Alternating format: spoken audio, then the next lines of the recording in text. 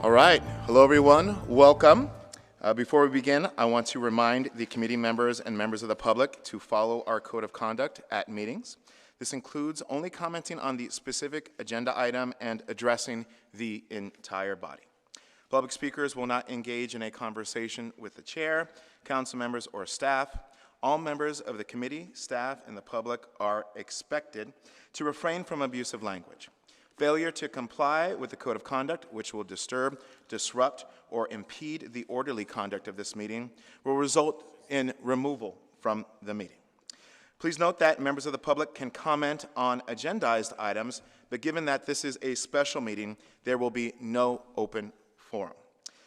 This joint meeting in the Neighborhood Services and Education Committee and the County of Santa Clara Children, Seniors, and Families Committee will now come to order.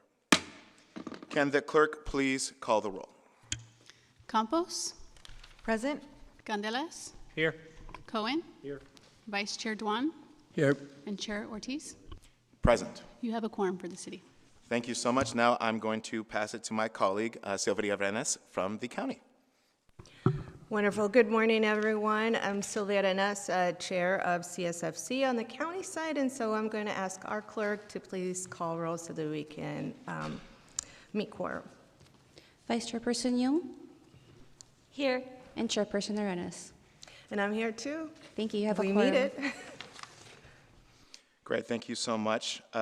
Coordination between the City of San Jose and the County of Santa Clara on the City of San Jose's Children and Youth Master Plan, and the County of Santa Clara County's Latino Health Assessment and Gun Violence Prevention efforts are very important to this discussion. It impacts all of us together. I'm really grateful to have the opportunity to work with my colleagues from the county. You know, at the end of the day, we all serve our residents here at the City of San Jose. We have shared constituency. Most of our residents don't differentiate between whether the services are coming from the city or the county, and so I just really want to value this opportunity. You know, I think that by investing in our youth, focusing our concentrations on both our children and our adolescents go a long way, and really for every dollar that we invest in the youth, we get twice the amount of productivity at the end of the day. And just one more house rule. We will be doing all the presentation items, and then there will be opportunities at the end to provide public comment for everyone. Now I'm going to pass it over to Supervisor Arenas for opening comments. Great, thank you. It's also an honor for me to be back here at the City of San Jose after serving 1.5 terms. In which we spent a really good amount of time. I looked to Angel Rios and some of the former, our city attorney, some of the work that we've done to bring forward children, youth, and families to the forefront. And we did it in a number of ways. Even before we named the Child and Youth Master Plan the master plan, we reminded that the housing department needed to count families in order to make sure that we recognized them within the network and that we eventually served them, right? And we also did a lot of really wonderful things during the pandemic, and that is to share with the county at that time resources so that children and our youth could be connected in their homes. And so we shared costs by, we covered the hotspots, the county covered the devices, and a lot of our children got connected so that they could attend school and continue to be fruitful. That kind of partnership extended to childcare, and for the very first time, the City of San Jose invested in childcare by providing a $10,000 stipend to all of our childcare providers that applied, and I safely say that all of them utilized the funds. We continued that partnership and that investment with childcare by investing in our after-school programs, as well as some of our community center programming, and really grew our ROC program throughout our city of San Jose. And so with that journey, we ended with the Child and Youth Master Plan because we recognized that we wanted something that was organized, something that had a continuum of care for our children and our youth. We realized that having one-time programming sometimes doesn't make the mark. It is wonderful for us to invest in our youth, but we have to do it in a way that is comprehensive, the one that has a continuum of care so that we can provide the steps that are necessary for our children and our youth to be able to have a successful and vibrant career and future. And so I'm really proud to say that one of the last things that we did was allot $10,000 for our Child and Youth Master Plan as a council member, and I'm really proud of the work that my colleagues now in place of me, and of course Angel Rios leading that charge from administration, and Laura Buza, who's no longer here but still was a part of this, did a lot of wonderful work to move this plan forward. And while they were doing that, I was over at the county connecting the dots, and this is another effort to connect those dots and continue to have a continuum of care that is comprehensive, because as we know, the city of San Jose is limited in terms of what they offer in services, because mainly the city is focused on development, infrastructure for the city of San Jose, parks, our streets, all of those things that make our lives a lot easier. And then on top of that, they also focus on social services because everybody in our local government needs to step up and invest in our community. But the truth is that the county has a lot of what we call our safety net services, and those are the services that our families rely on to continue on if they somehow maybe have a hard time in their lives. And so the county is here to support in that way.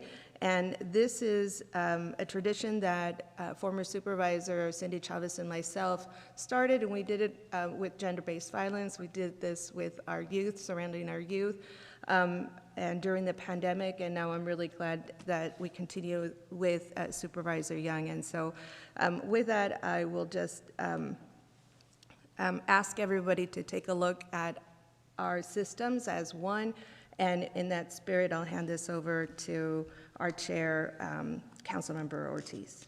Thank you, Supervisor. Next, I'm going to introduce Angel Rios to discuss our first item on the agenda. Thank you. All right, thank you, Chair Ortiz, and thank you, Supervisor Arenas. One minor detail, you and your colleagues were also responsible for securing $10.3 million right after the pandemic that went out into the community post-pandemic, and that was no small task, and it had a significant impact at the right time. It's really great to see so many of our partners and so many champions for children, youth, and families here in the chambers. I think just the showing today just shows how important this issue is, not only to those of us up here, but to those of us in this entire room.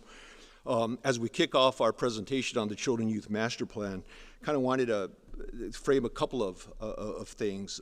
You know, when we launched the development of the Children Youth Master Plan, we knew right from the get-go that if we were really going to get to the root cause of issues, we were going to have to deal with cause and effect, right? You know, if we were going to just add 3 or 4 more programs, yeah, we were going to have short-term impact, but it wasn't going to be enough to really change and really disrupt the cycle of poverty that we know many of our children, youth, and families found themselves entangled in. And at the end of the day, we knew that in order to disrupt poverty, which is a hard thing to do, as everybody in this room knows, it was going to be kind of a long game, right? There was things we were going to have to do short-term, but things that we were going to have to do long-term more systemically. And we also knew that the greatest antidote to breaking that cycle of poverty is really creating more access to opportunity, right? And so that's really what the Children Youth Master Plan kind of North Star ended up being. We also knew that in order for us to do that, the city and the county, along with our partners in the nonprofit sector, faith community, business community, we're going to have to unify our vision around children and youth, right? The days of just having siloed visions was really distracting the work and making us more inefficient. And so with that in mind, the Children Youth Master Plan kind of like started from day one with county as a partner. And so we really have been joined at the hip with response to this. There's a lot of criticism oftentimes, about the city and the county, and do they work well together, do they not work well together? Well, I could tell you that in regards to children and youth, the city and county are working really well together. The plan that we developed was also community informed, right? We also made sure that as we kicked this off, this wasn't about the city or the county saying, here's what the community needs. We had to invert that. This had to be, let's go out, hear from the community, and let the community tell us what the community needs, and then we build our systems around that. So this work is predicated on that approach, a community-informed approach. It also presents a shared framework, right? There's 7 priority areas in the Children and Youth Master Plan, and it provides a clear structure for organizing programs and investments across early learning, safety, health, youth intervention, and pathways to meaningful work. A lot of the key areas that we need to focus on. And lastly, we've launched, we know that, taking this framework and scaling it citywide was going to be a big effort. So we started with 2 pilot sites. You see some of our pilot partners in the box there today. We've identified Mayfair and Polk Way as one pilot site, and then the Santee and Seven Trees as another pilot site. And this illustrates how this alignment shows up on the ground, creating a true no wrong door approach and experience for children, youth, and families. And with that, I'll turn it over to our team in the box who will go over our Children and Youth Master Plan framework. Thank you, Angel. Good morning, Chair Ortiz and council members, Chair Arenas and Supervisor Dong. I'm Israel Canjura, the Recreation Superintendent who's leading the implementation efforts for the Children and Youth Services Master Plan. Today's update will include both a city and county overview, as well as a direct implementation update from our community partners. Oh, there we go.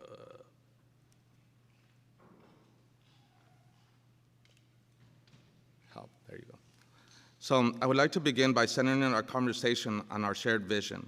Our vision is to foster a future where every child and youth in San Jose blossoms into healthy, resilient, thriving adults enriched with equitable opportunities to live, work, play, dream, and prosper within the vibrant landscape of Silicon Valley.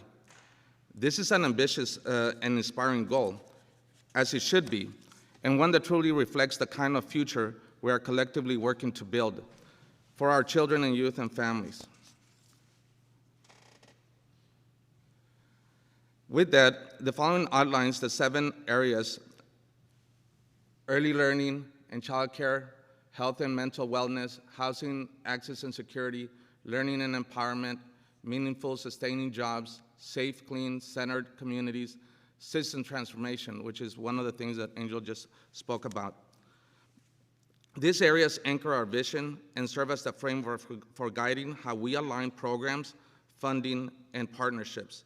At the city level, the San Jose Public Library, through its array of services, advances the priority areas under meaningful and sustaining jobs, learning and empowerment, and early learning. Their services form a cradle-to-career continuum. The San Jose Youth Empowerment Alliance and Beautify SJ advance priorities areas of safe, clean, and connected communities through coordinated violence prevention efforts, graffiti removal, litter pickups, and neighborhood beautification projects, creating safer and more vibrant public spaces for families. The Recreation Department, through a broad network of neighborhood services, advances several priority areas which include early learning, health and mental wellness, youth development, connected communities. Together, this creates inclusive, age-appropriate pathways that support children and youth from early learning through adolescence, strengthening community connections while advancing the core priorities of the Children and Youth Services Master Plan.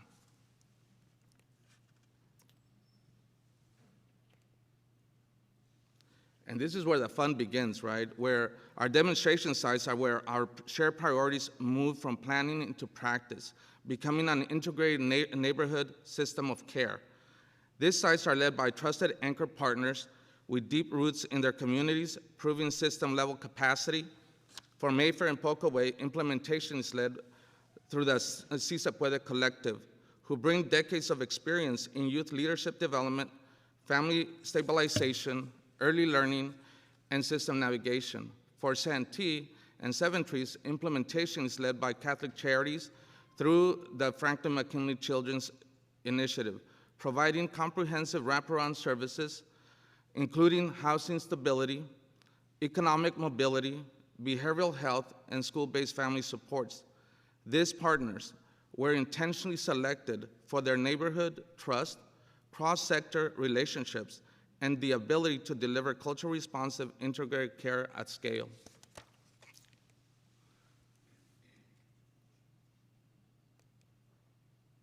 So how does this funding take place, right, for this initiative, for the pilots? So the county and the city both provided $1 million to begin this project. Providing this, in addition to that, the public funding that our community partners are bringing in, as well as the leveraging grants and philanthropic resources to enhance the services and expand capacity. The funding is up to from December 2026. With funding secured, we now shift to how services will function on the ground. So it's taken us a while to get to this phase. We're in phase 3 right now. And at this phase, full coordination is intentionally tested only within the demonstration sites so that city and county can evaluate, refine, and strengthen the model before broader expansion. Families will enter through trusted neighborhood-based access points and receive coordinated navigation referrals and case management. City departments, county systems, and nonprofits will actively support this pilot through aligned services, referral pathways, and shared workflows. This test phase allows us to identify barriers in real time, strengthen coordination, and build an evidence-informed foundation for future citywide implementation.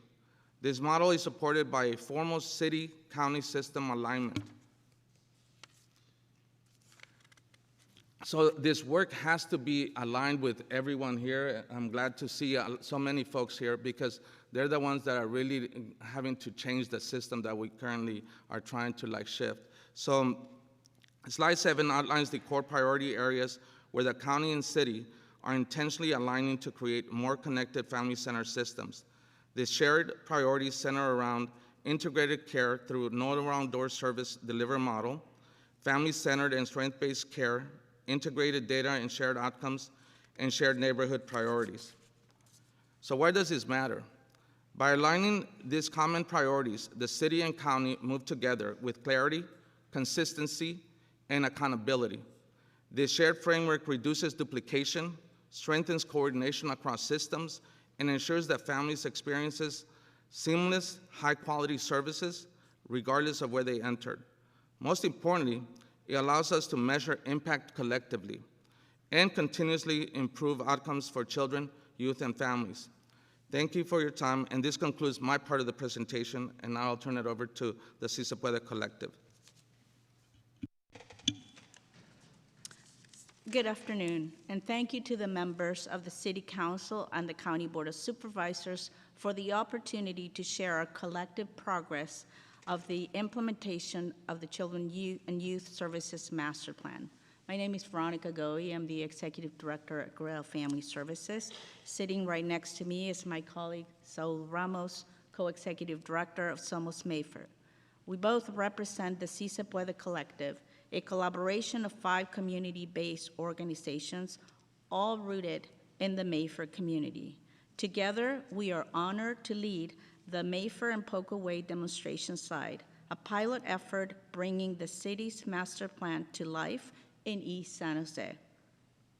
We want to thank our partners at Park Recreation and Neighborhood Services, the San Jose Public Library, and the County Social Services Agency for their partnership and shared leadership. Today, we'll walk you through how our implementation began, how it's structured, and how we are advancing a truly community-centered system of care that reflects learning, empowerment, and belonging. Next slide, please. Before we dive into where we are today, I want to ground us in how this work began. The Children and Youth Services Master Plan, led by the city, laid the groundwork for a shared vision of what our community wants for its children and families.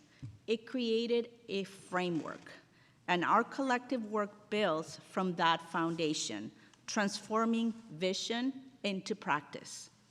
Through the visioning process, we added a guided pillar, rooted in community, centering families not as recipients of services, but as co-creators of solutions. This approach drives our work, ensuring that every program reflects dignity, empathy, and equity. Next slide, please. Our process began with brainstorming, design, and partner alignment, and has been guided every step of the way by shared values of empathy, cultural sensitivity, and equity. Staff, leadership, and evaluation partners collaborated closely to align goals, refine design, and integrate ongoing community feedback. What began as an internal planning has become a shared roadmap built with, not for, the community. Next slide. We understand that this work is only possible through strong partnerships. We are grateful to the City of San Jose, the County of Santa Clara, our central partners alongside Parks and Recreation and Neighborhood Services, San Jose Public Library, and the City Office of Economic Development, and the County Social Services Agency. We also collaborate closely with First 5 Santa Clara County, school districts, neighborhood associations, and other local organizations deeply rooted in Mayfair and Poco Way. This work builds on the foundation of the Si Se Puede Collective, 5 community-based organizations whose established infrastructure and trust make this collaboration possible. Together, we form the fabric of the neighborhood, offering a wide range of services that meet families where they are. And most importantly, our key partners are families themselves. Through their feedback, we strengthen systems to reflect the changes they need, creating a system that works with families, not against them. Next slide, please. The Mayfair and Poco Way demonstration site is designed around the implementation of the no wrong door approach and is an integrated practice into accessing a single system of care. The visionary goal of this effort is the creation of the infrastructure in an effort to eliminate fragmentation and will provide a strong foundation for the implementation of this initiative. This means that no matter where a family enters, whether it's through Grail Family Services, Somos Mayfair, a local library, or another community partner, they find a coordinated and connected system of support. Our pilot focuses on children, youth, and families, aiming to reach 100 families during this first phase. Because integrating multiple systems is complex, the pilot allows us to test, learn, and strengthen alignment before scaling citywide. We're now a fully staffed team with navigators, parent services coordinators, and caseworkers. And we are working with the county to co-locate caseworkers at the site to ensure seamless coordination. Beyond using the system, we are building capacity across agencies so that every partner can serve as an effective front line to families. We want to strengthen systems, not create new hurdles, and ensure that support is consistent, compassionate, and efficient. Through shared tools like Salesforce and the city's referral platform, we're unifying processes for tracking outcomes, identifying barriers, and ensuring accountability. While our contract with the city and county has implementation beginning in January, our demonstration site has already accepted a few referrals into this work in order for our teams to iron out any issues that should be addressed through continuous improvement and training. Next slide, please. This visual shows how families move through the demonstration site's coordinated system of care.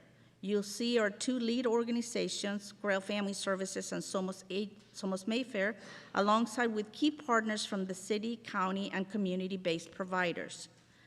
Families can enter through multiple doors, family resource centers, child care centers, schools, or neighborhood events.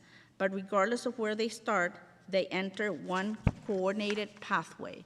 This mapping represents our commitment to accessibility, alignment, and shared accountability, ensuring that no family is left to navigate systems alone.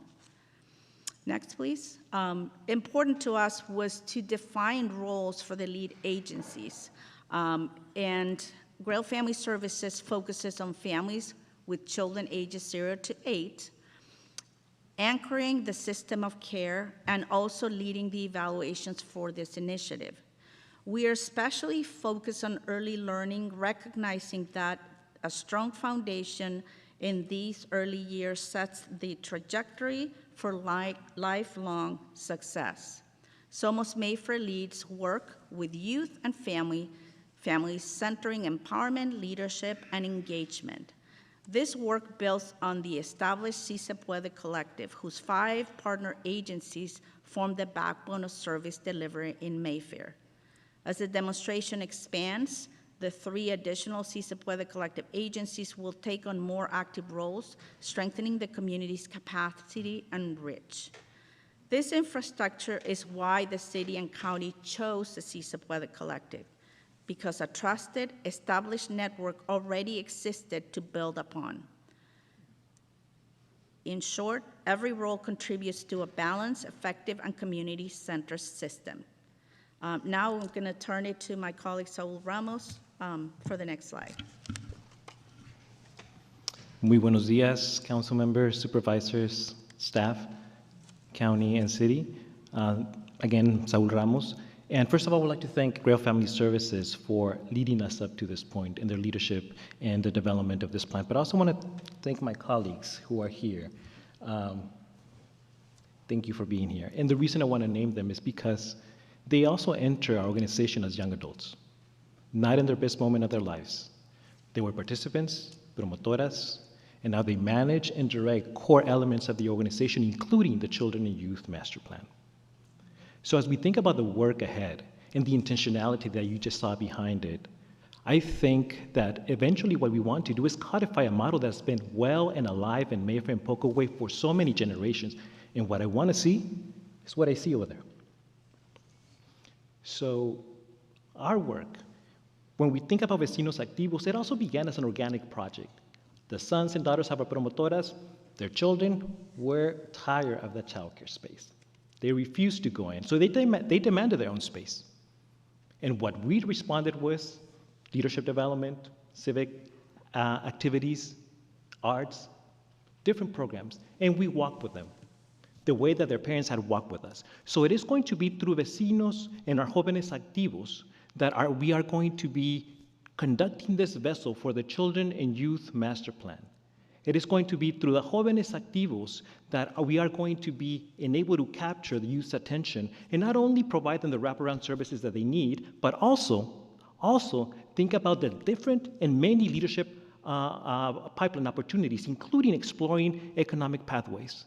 It is our intention not only to provide wraparound services, but to ensure that our youth voice is at the very center of policy, practice, and system decision-making.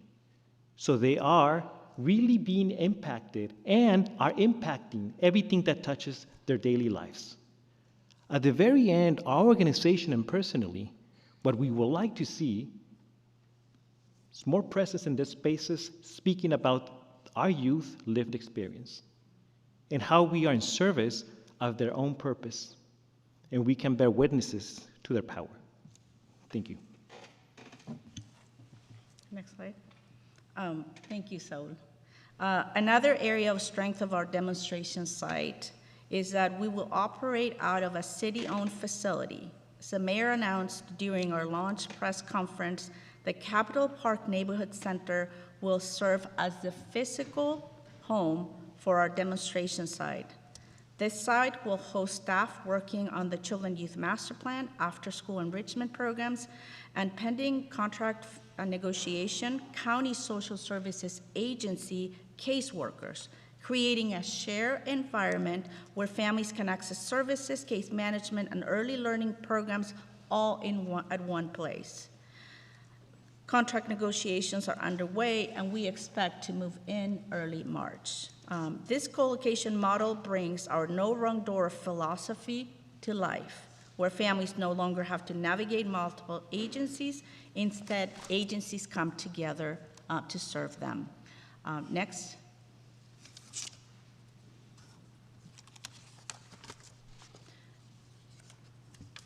An important part of our work is to understand the impact that we're having. So evaluation is key to this project. And why is it important? It's important not just to know what works, but why it works and for whom it works. Our evaluation approach centers on shared accountability.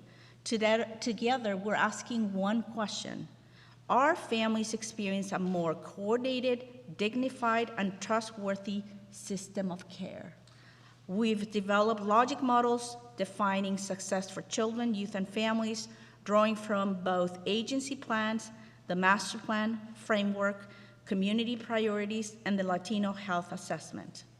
To measure impact, we are tracking warm hands-off to see if referrals lead to timely and successful outcomes, using family-defined goals and feedback to understand progress and lived experience, and assessing how quickly barriers are resolved and whether families feel respected and informed. We're implementing Salesforce to centralize and align data across partners and preparing to integrate with the city's system for consistency, security, and shared learning. Across all efforts, community voice is central. Families tell us what is working for them and where systems can be improved. And that feedback flows directly to city and county partners to drive systems change. This structure, from logic models to evaluation framework to shared learning, help us move from program success to system transformation. Next. In closing, I really want to thank the city and the county for your investment in this amazing work. The Mayfair Poco Way demonstration site shows what's possible when government and community work together with shared purpose and accountability. The Si Se Puede Collective is building a model for equitable, coordinated care, one strengthened during the pandemic and now ready to scale beyond Mayfair and Poco Way to benefit families across San Jose. On behalf of Grail Family Services, Somos Mayfair, our Si Se Puede partners, and the families we serve, we thank you for your continued commitment and collaboration. Together, we are ensuring that every child, youth, and family in San Jose has the opportunity to thrive. And as we demonstrate outcomes from this pilot, we look forward to working with you towards long-term sustainability and growth. Thank you very much. Muchas gracias.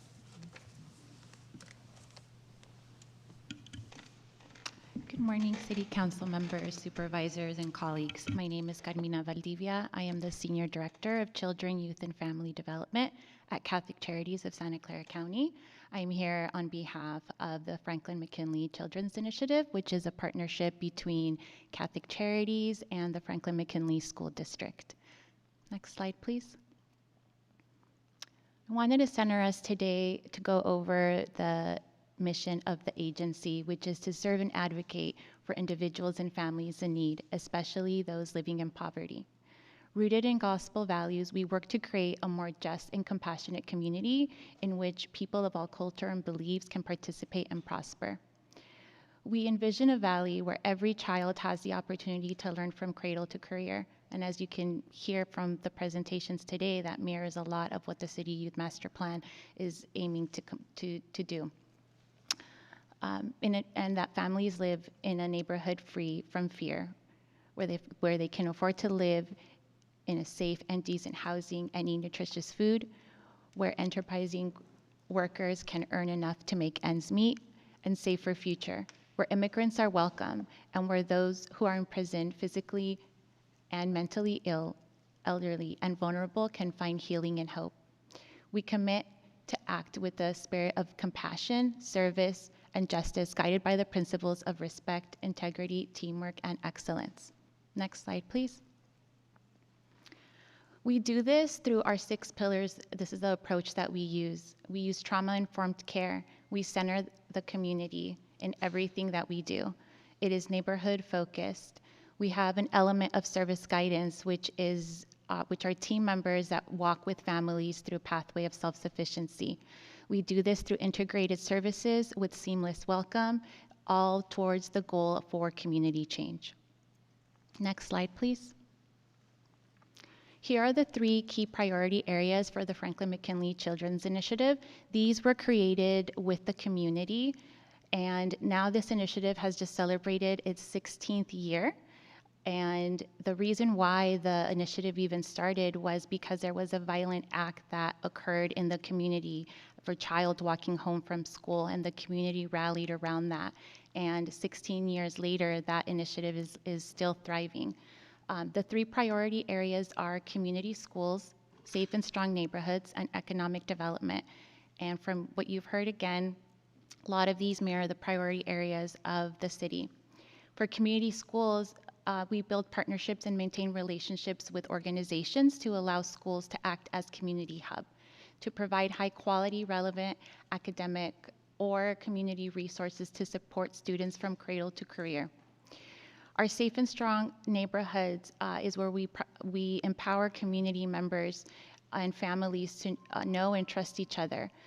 We train leaders who proactively advocate for building community assets focused on creating a thriving environment for youth. For economic development, our families in the neighborhood, we want to ensure that they have jobs, income, assets, and access to local resources sufficient to make ends meet, housing, food, security, and access to education and learning. Next slide, please.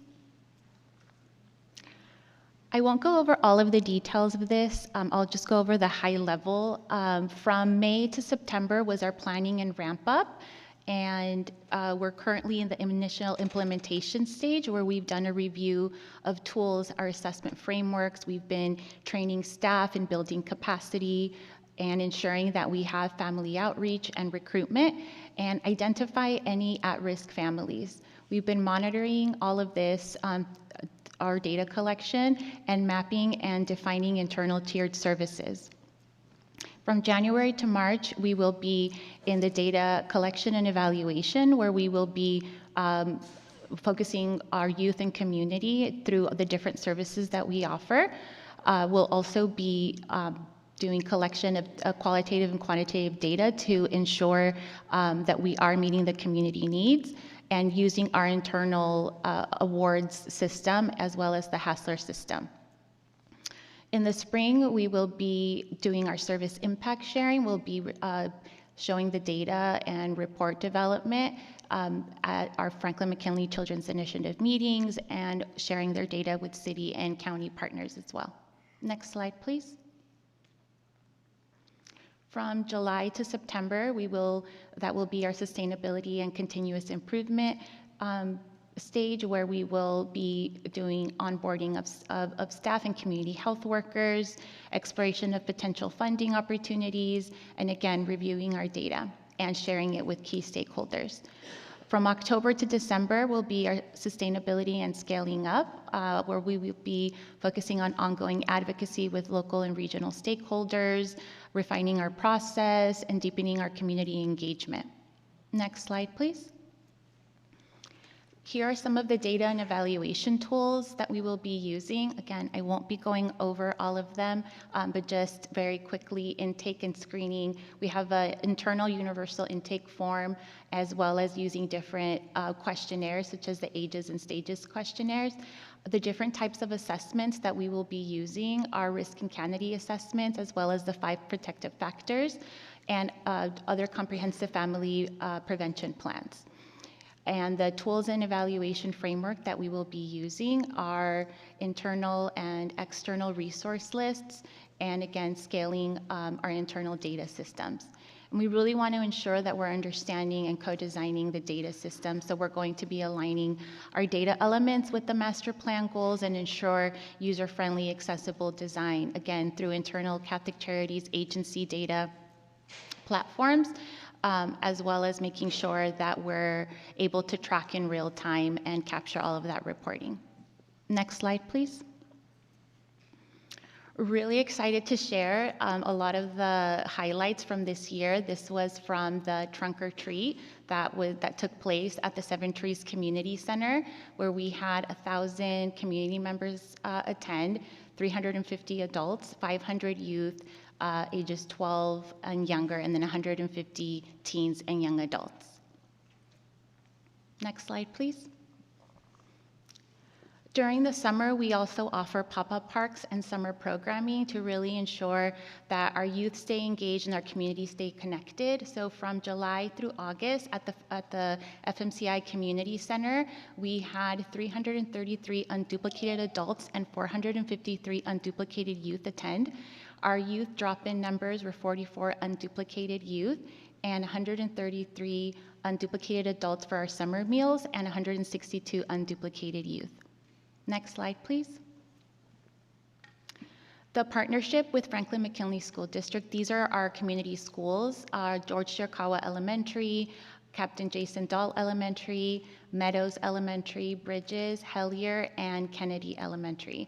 And the types of services that we offer are referrals, parent engagement nights, staff engagement, wellness center activities, school outreach, murals, Cal Kids outreach, and registration support. We've already had 19 referrals, and we've had 51 wellness center activities, 3 parent engagement sessions, and so far 12 outreach events. Next slide, please. Our pathway for college and career. One of the really exciting things that we're doing in collaboration with the Excite Credit Union is our Cal Kids. So far we've had 933 scholarships that have been claimed as of June, and by September that number jumped to 1,402. For College in My Future, we've had almost 3,000 students with almost $200,000 on deposit. For the Step Up Savings Program in the different zip codes, we've had 30 accounts in the 95111 zip code, 28 accounts in the 95122 zip code, and 12 accounts in the 95121 zip code. We've also developed a Children's Savings Advisory Committee, which includes a lot of the promotoras that we work with. And we've also offered English as a second language, where we've had 15 unduplicated participants. And our Family, Friends, and Neighbor program in the Santee has grown to 15 and 24 for Seven Trees. So wanted to highlight the importance of the FFN work. We know that around 80% of our children under the age of 3 are taken care in an unlicensed facility, and so how important it is to ensure that our unlicensed providers taking care of our little ones also are exposed to high quality care. Next slide, please. We've gathered already from the community a survey, and as you can tell, on average, averages on to around 80%. If families would recommend this event to a neighbor, they reported 86% reported that they would. How likely they are to volunteer in the community, we had 73% of families report that they would want to volunteer. Participate in any future community activities. 83% report a crime to the police. 82% really working hard with the San Jose Police Department to really change the narrative and the relationship that the community has with law enforcement. So that's a very promising result there. Go to family or community center, 84%, and ask a neighbor for help, 79%. Next slide, please. We've also gathered what the community's most helpful resources are, and you can tell from this graph here that safety, food, nutrition, mental and health, and housing continue to be the top priorities for the community. Next slide, please. And we could not do this work alone, and many of you that are sitting in the audience probably see your name up here. And we're just really thankful for all of the work that we've done to really help sustain this initiative, and we're looking forward to seeing how this initiative grows. Thank you. I'll turn it over to Olympia. Thank you, and thank you to our demonstration sites for highlighting and illustrating all of the great work that they've been doing. I'm Olympia Williams, Deputy Director for the Parks, Recreation, and Neighborhood Services Department's Community Services Division. This is the division that is leading and coordinating the implementation efforts of the master plan. As part of this work, with our county partners, we have found that there are 3 joint areas of alignment. Our efforts around ensuring access to quality childcare, disrupting the school-to-prison pipeline through both prevention and intervention efforts, and supporting and aligning with the county on the implementation of the Latino Health Assessment Action Plan that will be developed. Next slide. Moving forward, we will be focused on aligning internal and external resources, focusing on 3 key priority areas: early learning and childcare, safe, clean, and connected communities, and meaningful and sustainable jobs. We are currently finalizing the evaluation plan so we can report on outcomes of this work, as this will be essential as we look at future opportunities to scale and expand. Additionally, we are working closely with a philanthropic partner to secure funding to support this evaluation work that will need to be completed. I would also like to take a moment to recognize Laura Buzo, who is here, and thank her for everything that she did to not only lead the efforts, the community efforts, the engagement efforts, and actually getting the plan developed. She has passed the baton to us and put us on a solid foundation. Laura, if you could just stand for a moment, I think that's important.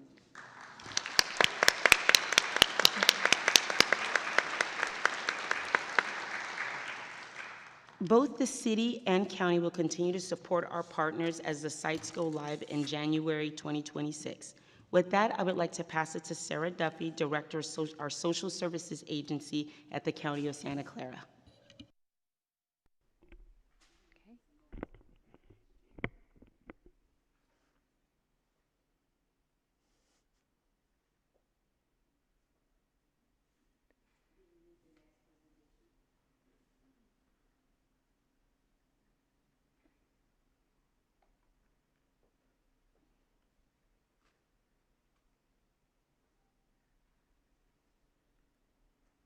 This is where we fill in the time with chit chat.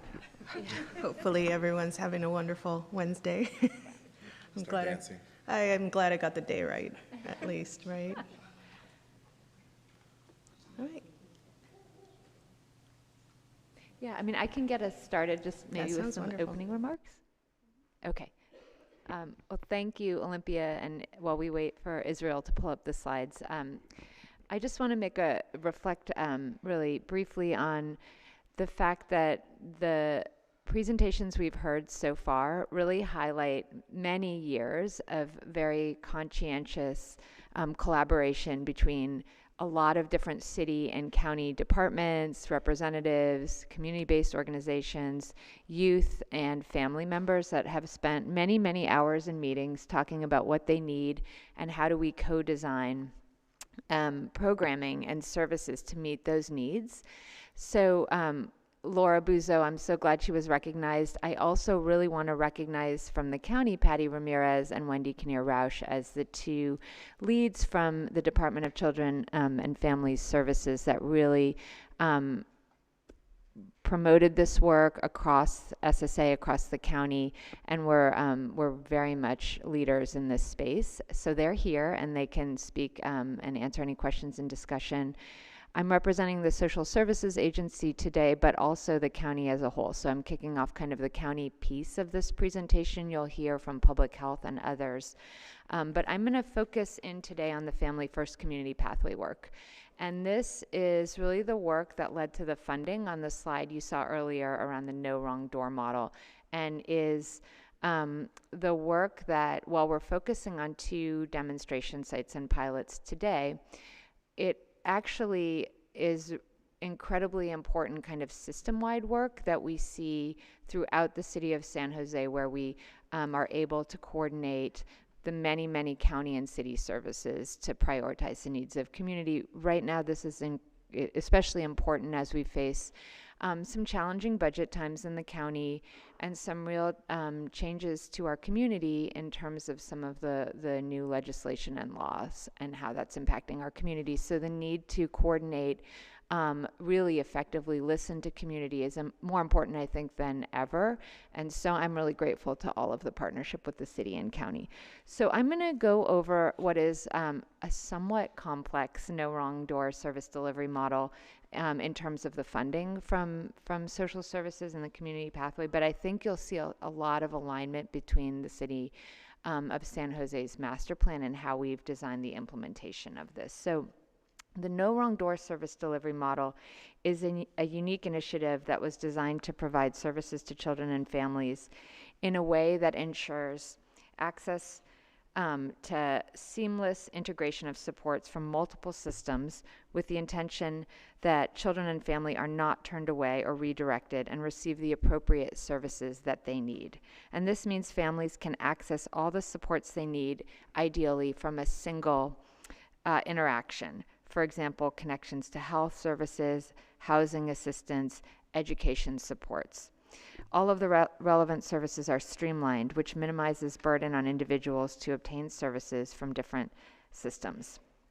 Components of the No Wrong Door model include effective service coordination and navigation, streamlined intake screening and assessment processes. We heard a little bit about that from the provider presentations, coordinated care plan development and case management. And through this process, individuals are connected not only to the right supports, but ideally very quickly to these supports.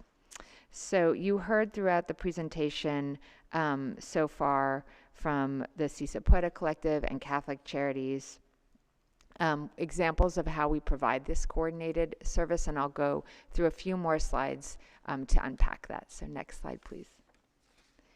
Okay, so components of the county's Family First Community Pathway include Title IV agency candidacy determination through the county's Department of Family and Children's Services, connecting individuals to the right services regardless of the entry point, personalizing services based on an individual's unique needs and sharing flexibility and adaptability in how those services are provided, ensuring communication and collaboration across systems to deliver comprehensive ranges of services.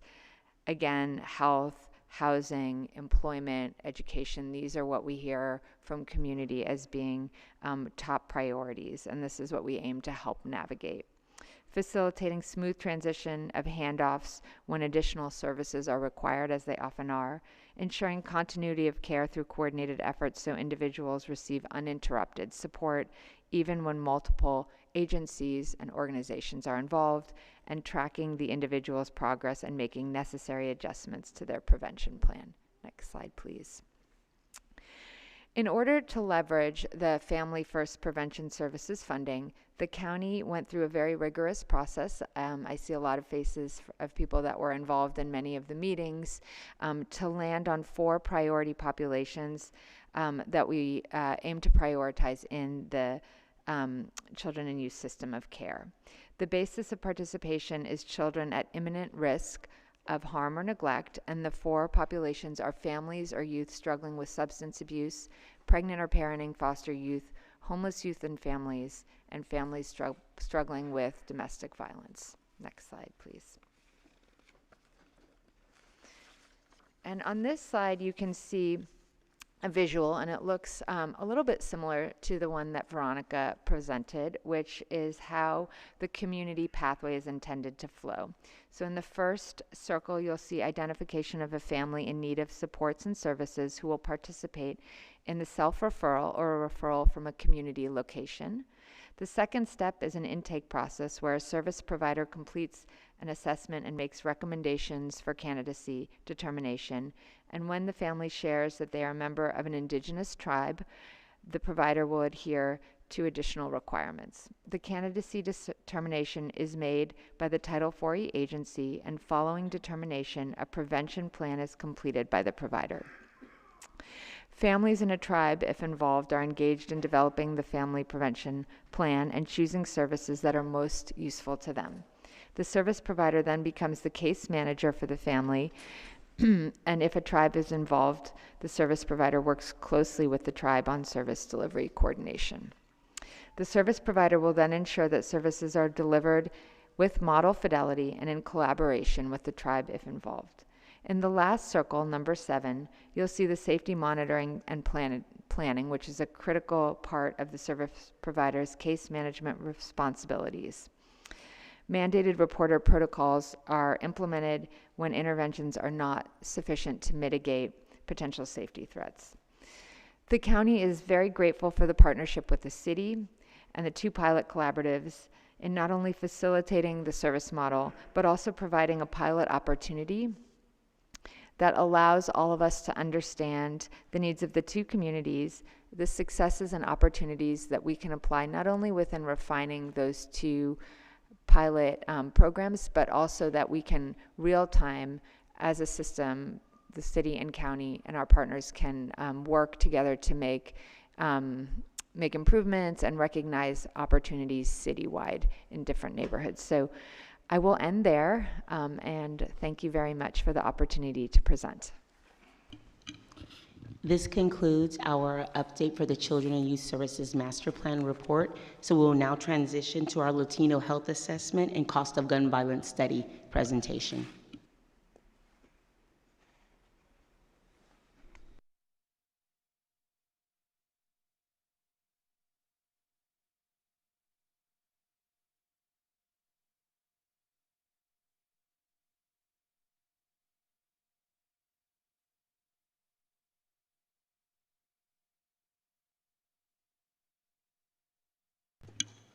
Good morning. Thank you for assisting with the slides, and thank you so much for the honor of being here, Chair Ortiz, Chair Arenas, and our council members and supervisors. I'm Dr. Sarah Rudman. I have the honor of serving as the Health Officer and Public Health Director for the County of Santa Clara. And because our cities do not have their own public health units, I am your health officer. This is your public health department. And so this is such a wonderful opportunity to bring one of the key roles that we serve for you here in public health, which is to be able to capture at a population, at a community level, the kinds of data, community input, community voices, and information that help us understand what it takes to have a healthy community, to have an equitable opportunity for everyone to thrive and have well-being. And so today I'll have the opportunity to share 2 key studies that the Public Health Department facilitated, but which was really conducted by not only my colleagues with deep data expertise and community connections in the Public Health Department, but a huge array of partner organizations, many of whom are represented in this room. And that's part of why I am joined by Dr. Ana Lilia Garcia, our Chief Equity Officer for the County of Santa Clara, by Angelica Diaz, who is the Director of our Healthy Communities branch here in the Public Health Department, and online by Rhonda McClinton Brown, who is our Deputy Director for Policy Strategy and Planning, and who played a key role in coordinating both of the studies I'll share with you today. But these 2 studies together total about 400 pages of documents, all of which is available online to you. We are just going to scratch the surface of what we learned from these important deep dives into what our Latino community members across the county and here in San Jose have taught us, are experiencing, and therefore demonstrate are necessary for these community members to reach the full extent of their health opportunities, as well as for when it comes to the cost of gun violence here in our county, what we've learned and where it means we may need to go. So first, to describe the Latino Health Assessment to you, the goals, next slide. I've got it here. Hey, all right. New system for me today. Thanks for your patience. We're working to provide historical context and offer a truly comprehensive overview of Latino health throughout the entire 2 million folks in our county. You can imagine, given the diversity of our Latino community, of our county geographically and socioeconomically, is an incredibly complex task and one where we invariably missed things.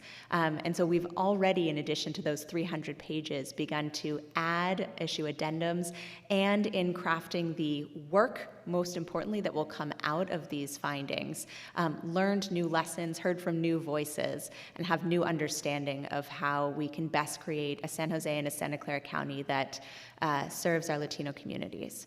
And most importantly then, guides strategic action planning, which is why we're here today, to understand the connection between what you just learned about the Child and Youth Master Plan, as well as other elements that keep our neighborhoods and communities safe and healthy. The data that went into the Latino Health Assessment started with data we often use in public health, quantitative surveillance data, the information that often reduces people to numbers but gives us key insights to help us know that that story we just learned is not a one-off, or that story we just learned is not the full story of what most of our community members are experiencing. We also, for the first time in the Public Health Department's performance of a community health assessment, added utilization data of the services the county provides to understand the county's specific role in providing safety net services and creating healthy environments for our Latino communities. And then we married these more quantitative assessments with the community voices to help us understand what's behind the numbers, what are the experiences, and therefore what are going to be the interventions that will be most meaningful to change where we notice disparities in these data. But what we've found needed to be looked at through complex lenses. And to do that well, we engaged a broad steering committee of community leaders that helped us make sure that in every circumstance where we were looking across demographics and key sectors like housing, neighborhood conditions, education, family health, and access to care and mental health care, that we were doing so through the lens of the historical racism and discrimination that we know has set us up for the current environment in which the disparities we'll start to highlight in a moment have evolved. Because one of the most important findings that I think rises to the surface over and over again as we understand the data and the findings of the Latino Health Assessment is that our Latino community members have the wisdom, the strength, the brilliance, the willpower, the knowledge to be healthy if the systems that interrupted their ability to do so were dismantled. And so making sure we were looking at these data through those lenses is something that our community guided us in doing in every element. But what we found, and part of the reason it's so important for us to bring it to you here in San Jose, is that much of the story has to do with place, has to do with location. Both the beautiful sides of the story, the resilience, what our Latino community members bring to Santa Clara County, but also where there are opportunities or opportunities where we are failing to create healthy neighborhoods and communities for folks. We see, especially in East San Jose, as well as in southern parts of the county, both places where our Latino community members are concentrated geographically and where we see higher toll of health disparities, lower life expectancy, less healthy neighborhood conditions, more housing challenges, more housing instability, and some of the more detailed information we'll get into today around higher rates of firearm violence and injuries, and youth involvement in some of the systems that are there to catch our youth especially when we fail to serve them and set them up for good health earlier on.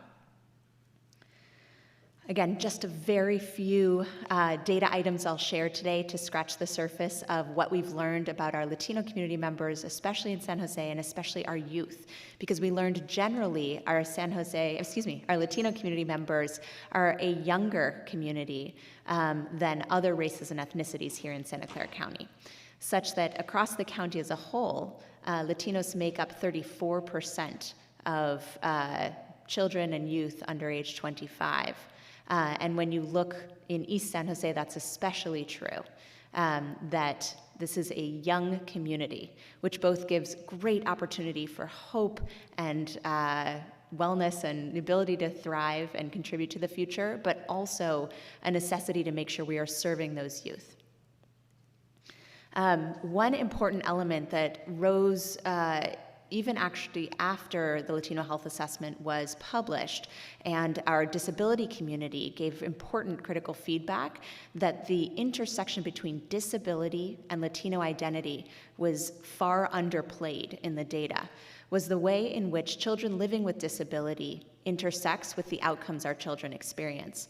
And I think when looked at through the lens of disparity and racial discrimination, really comes to help us look at why neurodiversity may be misunderstood as antisocial behavior, or why trauma may be misread as delinquency, and feeds into some of the school to prison pipeline that I know this body cares deeply about disrupting. And so while the data in the assessment said that less than 4% of our Latino children experience disabilities, and these come from census data, we actually have better data now that say that in one case 10%, and in one case as high as 17% of our Latino youth actually have an IEP, which suggests that they must have a disability diagnosis impacting their schooling. And so that difference between young Latino children being recognized as having a disability and needing certain kinds of supports and accommodations versus actually receiving those supports may be a key place that we can intervene, and that you'll see echoed in the findings ultimately of the report. Another similar element where we focus on our youth and see a disparity where there's an opportunity to intervene is when it comes to chronic absenteeism. We see our Latino youth, similar to our Native Hawaiian and Pacific Islander youth, being more likely to demonstrate chronic absenteeism. And that rate varies dramatically by school district, but we identify some unique opportunities in San Jose and and South County. Similarly, as we look through the entire young and early adulthood period of our Latino youth, we see those disparities in academic outcomes worsen, such that while there was a smaller disparity between Latinos and other youth of other races when it came to absenteeism, when it came to kindergarten readiness, we're seeing that even more striking when it comes to high school dropout rate, and that geographic distribution even more striking when it focuses on San Jose. We also see impacts to our youth disproportionately affecting our behavioral health outcomes, such that 37% of our Latino high school students reported feeling depressed in the past 12 months, more than any other racial or ethnic group we can break out, and more than the county overall. And we see that these early indicators of struggles that we are failing to meet or dismantle play out in our juvenile justice system, so that Latino children represented 70% of the juvenile justice cases in the county, and the highest number being in our South County area, but additional higher rates in East San Jose as well. Finally, I'll touch on a few neighborhood safety and violence elements that are not just specific to youth, but also felt by adults, that in East San Jose, our percent of adults who felt safe were lower than we found across the county overall. We also recognize that in East San Jose, we saw almost double the density of tobacco retailers and a huge increase in alcohol retailers compared to other areas in the county and compared to even the rest of San Jose. And one of the things I think is most powerful and striking about these data is that the city of San Jose did not wait. Councilmember Ortiz did not wait for this presentation to act on this. As soon as you became aware of this striking disparity, our leadership here took action to say we need to focus on healthier ways for our communities to support small businesses and thrive other than selling tobacco, and moved immediately to update your tobacco ordinances to reduce the density of tobacco retailers in these areas. Finally, I will touch again on violence, both self-inflicted. We do see, while suicide deaths overall are lower for Latino residents, they have been rising and rising drastically in recent years. And then we also, I know has been key to this body's discussion, see among adults higher rates of homicide death among Latinos than in the county overall. We see suggestions of similar increases among youth, although fortunately the absolute number of homicide deaths is low enough that we can't give you a number to hang our hats on, but it does certainly look highly concerning when we look at the data we do have. So with that, I'm going to put up in front of you and encourage folks to read not only the executive summary or the whole 300 pages, but I'll encourage you to circle back to these slides to see just how many recommendations came from them. They were in the areas of dismantling historical discrimination and marginalization, prioritizing mental health and well-being, focusing on opportunities for children and youth to succeed, increasing access to quality care and improving health outcomes, and improving data collection to make sure we can continue to tell this story and understand if we are prioritizing putting our resources in the right places. And then on top of those broad recommendations that also run deep into how explicitly we need to act in many areas, Supervisor Arenas led additional recommendations from the board that we also increase access to quality care and improved health outcomes, and additional opportunities for children and youth to succeed with further focus on housing and homelessness and violence prevention. And then there were additional that I'm not going to share today, recommendations specific to county agencies, which we've already hit the ground running to work on.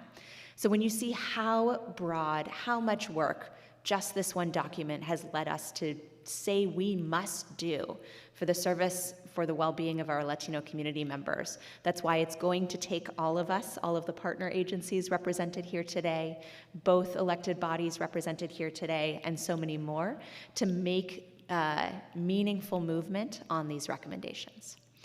Now, I'll add a bit more about an additional study that was published back in August of 2022 around the cost of gun violence, although much of the data collection actually predates the COVID pandemic, and so we have early findings in the Latino Health Assessment that would suggest these numbers would be worse today. The goal of this study was to understand both the direct costs associated with firearm injury and death across public and private sectors, as well as the indirect costs. What do we lose financially as a community when we lose community members or when they're injured? And then really inform policy options and strategies to advance violence prevention to respond to this massive cost. And so just a few items I'll highlight, and then I'll close for your questions, will be that we found, again, dramatic disparities disproportionately harming our Latino community members compared to other races and ethnicities in the county. We found that neighborhood safety and violence highlighted several areas geographically, especially in San Jose and South County, where we found disparate harms that impacted our Latino residents. We also found that firearm deaths and injuries disproportionately harm our male residents, and that many of the interventions need to be place-based and focused and unique to these geographic locations highlighted in the report. And we found overall the cost is rising, and again, these data were collected ending in 2020 before we know further rising rates have happened to our community. And part of why these are so important to share with you here in San Jose is that this cost is disproportionately hitting you here in San Jose, such that the cost per capita of these harms is almost double for a San Jose resident compared to the county in general, and totals over $1 billion of negative impact of cost to our San Jose community, as well as almost $1.2 billion to our entire Santa Clara County community, when we look at not just what we spend to treat people and to save or help families who have suffered loss from gun violence, but the loss of those contribution those community members would have made.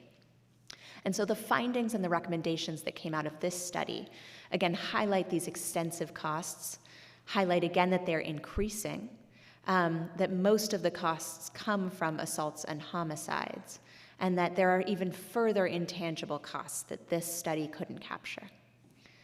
The recommendations will look very reminiscent of what you also saw from the Latino Health Assessment, in that we need to focus on breaking the racial barriers that lead to these costs of gun violence. And you found the findings from both the cost of gun violence and Latino Health Assessment identify needs to uplift youth, needs to have a community-centered approach, and need to foster partnerships with community, to have place-based approaches, to have interagency collaboration, to continue to engage our community in what solutions will work and how we'll achieve those solutions, and again, to support our youth. And so while major strides have been taken just in the months since the Latino Health Assessment was published, the County of San Jose declared Latino health a public health crisis and gave just yesterday our first quarterly report back to the board on the huge swaths of work that has already begun at the county level to respond to the findings. There we go. And then in September, a Latino Health Summit that was held involved many of you, again, in these chambers, to talk about 4 key areas, to share new data focused on Latinos with disabilities, and to come to key findings that were again shared just yesterday about how we need to proceed as a community to respond to the findings of the Latino Health Assessment. Likewise, we've continued to act in the intervening years in response to the findings of the cost of gun violence study, including a relaunch just this year of our We All Play a Role campaign to focus on primary prevention and community-based intervention around violence. And you may recognize some of the faces, in fact, some of them may be in this chamber, featured in our community-based display here. So a thank you to all those who've already contributed to this important body of work, but I think more importantly, a thank you to all of you who are here today to commit to continuing the work that these reports drive us to know we must make. My colleagues and I will be very happy to take any questions. Thank you. Great, thank you so much. I want to thank both city and county staff for their excellent work on just this work, moving it forward, as well as all the analysis and the presentation presented to us today. I also want to thank our nonprofit and community-based partners, the Si Se Puede Collective, Catholic Charities, who will be on the ground breathing life into these numbers and into this strategy. We are going to move forward with public comments. Each speaker will have 2 minutes to give a public comment. There are cards in front of the room. If you'd like to make a public comment, please fill that out. And yeah, we will start. Pass it off to the clerk. We have 6 speaker cards in no particular order. Can the following speakers please line up on the steps in front of the speaker podium? We have Carla Torres, Lillian Koenig, Blair Beekman, Laura Busso, Naina Pradeep Kumar, and Lori Ketcher. Thank you.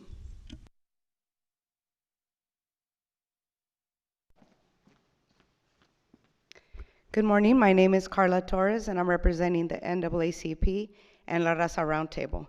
Thank you so much for holding this important meeting with the City and County Collaborative in this critical time. I'm here to express continued support for youth programs and services that our community needs.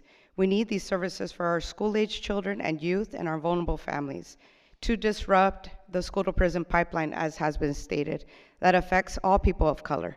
And the Latino Health Assessment should be our driving force and our template. We do not need to further criminalize our youth. Also, as a side note, I hope that you could speak to the mayor about his recent article and comments regarding our youth and how the intent to further criminalize them, and educate him about the school-to-prison pipeline. I know about these services firsthand and the importance of these programs. As a teen myself in my hometown, I personally benefited from employment programs and other counseling services. I know that if it wasn't for these programs, my life would be so much different. And my mom always reminds me I was on thin ice, but that's another story. As a social worker with over 24 years of experience, I've seen the importance of critical services for our most vulnerable families. I've seen how when we help someone and give them hope, it helps them. And we need to change the narrative that people who use drugs and are in the system or in gangs are bad people and not worth helping. Many are good people and just made bad choices. Many have been through trauma, as has been stated, and don't have the coping skills, and maybe grew up in these neighborhoods with family and neighborhood violence. And when we help them, empower them, listen, provide culturally responsive services, it can turn someone's life around. We've seen it. Everyone here has talked about it. Isn't this what we want for our families, helping the most vulnerable? And I've heard Supervisor Arenas say this many times, and I think it was referenced earlier, The Latino Health Assessment talks about our Latino population being a young demographic. This is important. We should all. Thank you. That's your time. Next speaker. Honorable committee, commission, all of you gentlemen and women on this important day. I believe that having been a substitute teacher in San Jose Unified School District and living in East San Jose on the border of the 4th and 5th districts. Oh, okay, thank you. I'm really impacted with seeing students who are being bussed in and having lack of transportation because of school closures, and their classrooms are being like doubled almost, and I'm concerned that when you are transporting students from different communities, that you are also impacting the cultural aspect of that also. The disintegration of the school districts, especially, here's one in particular, Alum Rock, that closed, I think, six schools. So now we're looking at students that are not only the percentage of youth in East San Jose is very, very high, but now we are looking at families that are struggling with transportation, and you talk about absenteeism. Well, there is a concern for absenteeism, but I believe that we have some hope in the fact that we do have resilience in young people, but basically how much can they tolerate? How much can they take? The BART system was going, and the VTA was going to give free transportation to students so that they could get to the different schools that they needed to, but they said that they didn't have the money, that the grants didn't come through. So we can look at various options for how we can get students to get to schools now that schools are closed, the impact on schools, and the cultural component when you break up a small school district and you transport students to other schools and how that impacts them. Because like I said, I work in the school district, I work in San Jose Unified, and I've seen quite a bit, and it's somewhat distressing. Thank you. Thank you. Next speaker, we have 2 more cards, Jennifer Cloud and John Horner. Please make your way down. Thank you. Good morning, City Council and County Board of Supervisors. My name is Laura Buzo. I'm a longtime resident of San Jose and a former employee of the city. Under the leadership of Deputy City Manager Angel Rios, I served as a project lead and principal writer for the Children Youth Services Master Plan and led the establishment of First 5 Family Resource Centers with a number of organizations over the past 15 years ago. I grew up and worked for many years in East San Jose and saw firsthand the intergenerational social, economic, educational, health disparities that many families experience. Unfortunately, the findings of the 2025 Santa Clara County Latino Health Assessment, like the master plan, shows that despite years of investment and well-intentioned efforts, challenges facing low-income immigrant and Latino families persist. In developing the Children Youth Services Master Plan, we engaged more than 3,000 residents in over 150 organizations. The community told us clearly that investing in services alone are not effectively dismantling inequitable systems, policies, silos, and long-standing barriers. Therefore, we aligned the master plan's strategic direction with the county's children and youth system of care community pathways. To do this effectively, in April 2024, we recommended and the City Council approved the master plan and the creation of a City of San Jose system of care in 2 demonstration site communities. We knew this was ambitious and it would require time and trust and collaboration.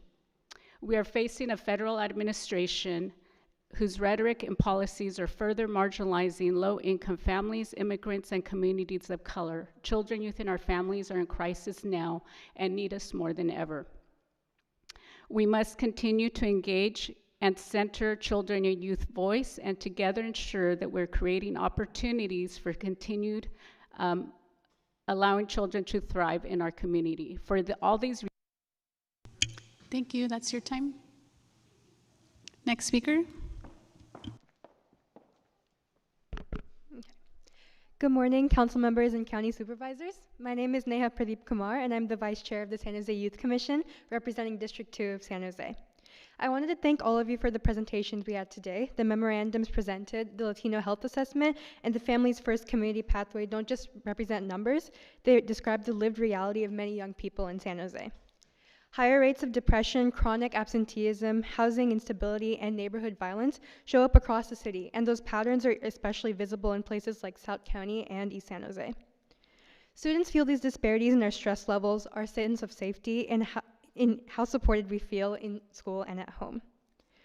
During the Youth Commission's annual Youth Participatory Budget Priority Survey last year, violence and safety ranked as the #1 concern for youth across the city, followed closely by poverty, housing, and homelessness. This shows that these issues aren't just abstract, they're urgent, lived experiences that directly affect young people every single day. So as you look for ways to align these efforts, I want to emphasize that young people aren't just represented in the data, we are actually living it. We see these gaps first, and we know what support actually reaches students and what never makes it past a flyer or a link on a website. If the goal is to build systems that are accessible, culturally responsive, and genuinely supportive, then youth voices need to stay at the center of that work. The San Jose Youth Commission is ready to support this collaboration and help make sure these plans translate into real impact in the communities that most need it. Thank you so much for your time. Thank you. Next speaker, we also have 2 more cards for Maria Fuentes and Olivia Navarro. Thank you.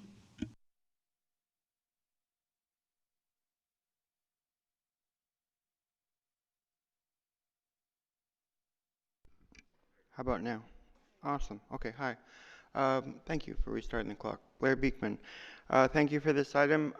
I got the feeling from this item, things are not on a massive urgent scale, but just preventative to prepare ourselves. We can have good things ready to be considering, and that's what we're doing. Thank you. For myself, what to me is important, working on for the next few years here in the county level and the city of San Jose, I've been working for the past 10 years on tech accountability items, and that how it can be a responsible, more shared process of public participation and community to decide our tech needs, our surveillance, our data collection, and that it's not just simply dictates handed down by our city government. It's quite a process to learn and understand and what's possible with it. It was created to basically leave the era of 9/11 and war. And notice we don't talk about in terms of being secretive and we have to keep things hidden from the public anymore, not as much. We're making a real concerted effort how things can be open and public and shared. And that's really important. And I think sharing that with our youth, for people who are working with gun violence issues, them understanding those concepts of what we're trying to work towards and build towards is important. I think we've all noted that, you know, when national events happen that are violent, it tends to affect our local communities, and there's more gun violence. So sharing that we're working in positive, good terms with our youth is really important, and that accountable, good practices are available. We can be reducing a lot of the tech that is placed in San Jose and still creating the same amount of public safety. Sharing that with young people gives them hope and understanding of a better future, I think. Good luck in those efforts. Thank you. Thank you. Next speaker, we have 1 more card for Adam Ibarra. Hi, good morning. Thank you to everyone who's here, supervisors, city council members, and all of our staff, and all the community-based organizations who are doing this amazing work. My name is Lori Catcher. I am a 23-year resident of San Jose. I'm a member of Showing Up for Racial Justice, Santa Clara County, and I'm here representing SURGE. We are a group of South Bay people who organize and mobilize white people and folks with privilege for racial justice and to dismantle white supremacy. I really appreciate the work that you all are doing. And I'm here to support the memos from Campos and Arenas as well to continue this work.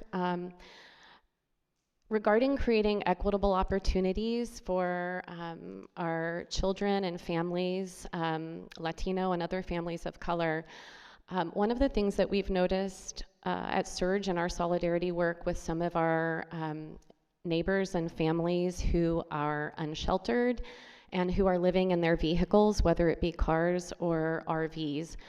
The recent policies that San Jose City Council passed in the spring and are implementing seem to us to be counter to the goals of this work. For a family who may be struggling to pay for groceries, they may not have been able to pay to update the registration of their car. And now those families' cars are getting towed, they're being pushed further into debt, and maybe losing their only form of shelter.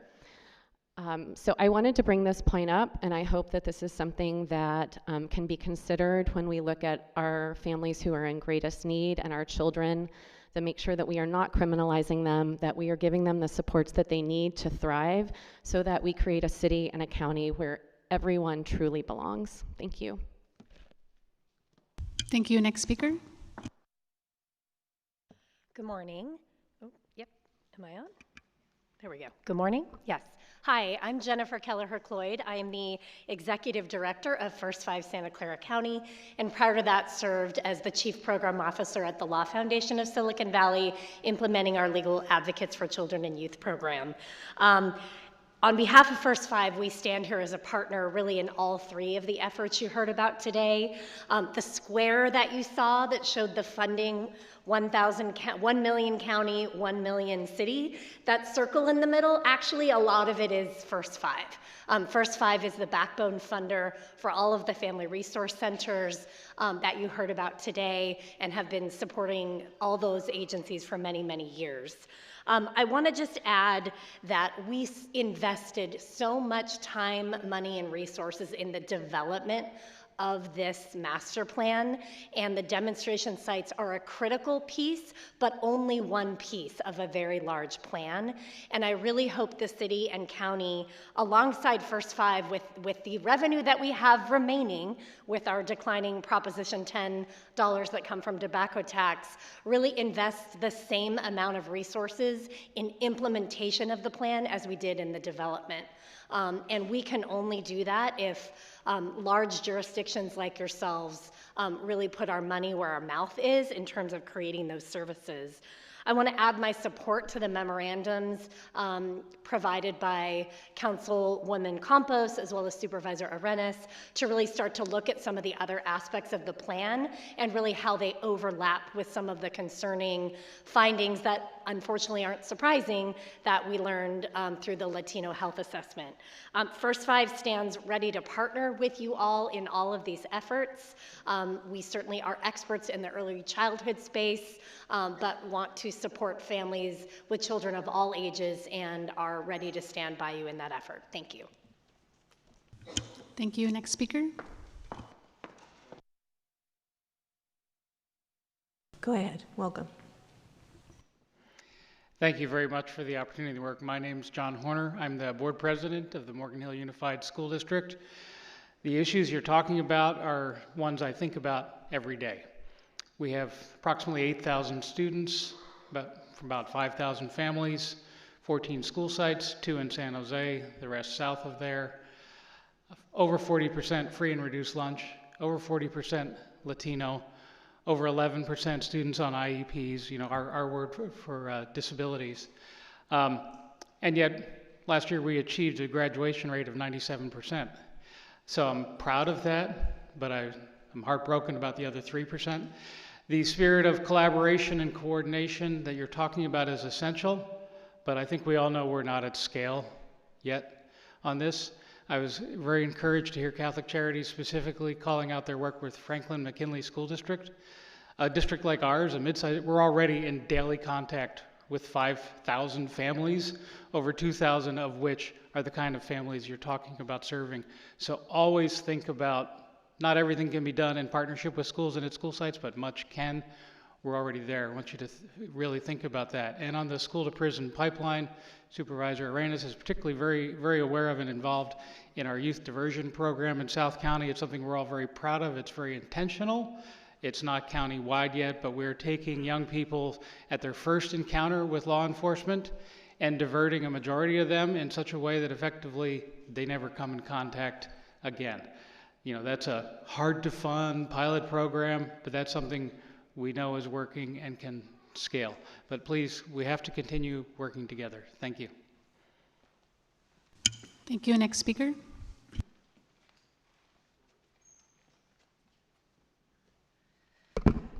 Good morning, everyone. It's good to see you, and it's good to be here. My name is Maria Fuentes, and I'm been lived here in San Jose since '71, but I'm one of the members of the San Jose Evergreen Community College Board. And I did test school to prison pipeline because we wanted to be school to college to a better life. And all of us know what it's like to be the first in your family to go to college and what a change that can make. The main thing that we need to do is not work in silos. I mean, all the work that's been done that we're talking about here is outstanding, and our district is in the same high schools that all of you are representing and who we're talking about. But the main thing I want to say today is let's figure out how to work more closely together. You know, we're there, we don't want to be working in silos. We really need to address that pipeline. I mean, working in mental health for over 30 years, this is the same thing we were fighting then, and we're continuing to be fighting it. But the one answer we have is education. And community colleges have so many different programs, and San Jose City and Evergreen is right in the middle of the work we're talking about. So I just want to urge us to work together, figuring out how we can have a comparable educational strategy that connects with everything that's being talked about today. All of these efforts, all these activities, we have to figure out how to work together, because we should be getting the referrals when families are seen with needs. We should be getting the referrals so that we can make sure that we are educating them and we're reaching out to them and opening the doors for them. Of course, we have a lot of supports, of course, we have a lot of programs, but the access is the key. So I want to figure out how we can work better together. So thank you, all of you. Thank you. Next speaker. Hello. Hi, my name is Adam Ibarra. I'm with the Tenacious Group Executive Director, and we have the privilege of being in many of the schools here in East San Jose. And I'm very thankful for the master plan and for all the work that has gone in, and from a community perspective, that is awesome, and for young people. And one of the things that, from an organic level, I speak to teachers and principals almost daily, and you know, there's such a passion to see their students rise. And one of the things that I read this week was an article about how rigorous education really brings out the best for for low-income students. And one of the things that I just wanted to just keep in mind is that, you know, sometimes people think we need to water down our standards, but I'm on the total opposite, is that we need, as we're doing our kind of instituting the master plan, let that be that it's rigorous. That whatever it is that we're providing for our students, they have the ability to bring out their best. We just have to help them bring out their best and not think we need to water down. And I'm not saying that that's what we're doing here, but I just wanted to remind us to do that, because our students, they really want, and I see it, they really want to be, they want to dominate in life. They want to maximize, but sometimes the process, we just think that they don't have the ability, but they do. And I just want to remind that. And the last thing is this, is that we're just finding many students here in our schools do not have internet at home. So I just wanted to before my time goes, we need to do better on that. So. Thank you. We have one more speaker card for Gabby Chavez Lopez. Good afternoon, supervisors, council members, and staff. My name is Olivia Navarro. I'm Director of Community Organizing here at Somos Mayfair, one of the organizations that is part of the Si Se Puede Collective. I'm also a neighborhood leader here in this wonderful city of San Jose and mother of 3 kids, and also a program participant growing up, where I saw firsthand how these programs can uplift. And I always say, we are it takes a village to raise a child. So I want you guys to really marinate in that when you're thinking about services. Don't exclude yourself. It might be a child, but you guys are the ones that are going to uplift and develop that child. I want to especially thank Supervisor Sylvia Arenas and her leadership in advancing the Latino health assessment. It really has highlighted what we already knew, but really put the data out there to make sure that we provide supportive services for our Latino and specifically our Latino youth. And I want to also thank her for her continued support for the Children and Youth Master Plan, in spite of now her being in county, coming back to the city of San Jose, making sure that this is still a priority, as well as thanking our Supervisor Betty Young, Councilmember Peter Ortiz, and the rest of the council here that have been very supportive of uplifting our most vulnerable community members. This kind of city-county collaboration is critical, and if we're serious about improving outcomes for our children, I want to also acknowledge that using this specific data on the Latino health assessment to inform the work in neighborhoods like Mayfair, where families are Latino, that the data reflects their lived realities, from access to services, to youth mental health, to prevention and early intervention. Using the data helps ensure policies are responsive, culturally relevant, and rooted in truth. Again, as a mom and a community organizer, I see how intentional investment in youth changes the trajectory of entire families and neighborhoods. When we center the youth, especially... That is your time. Thank you. Next speaker.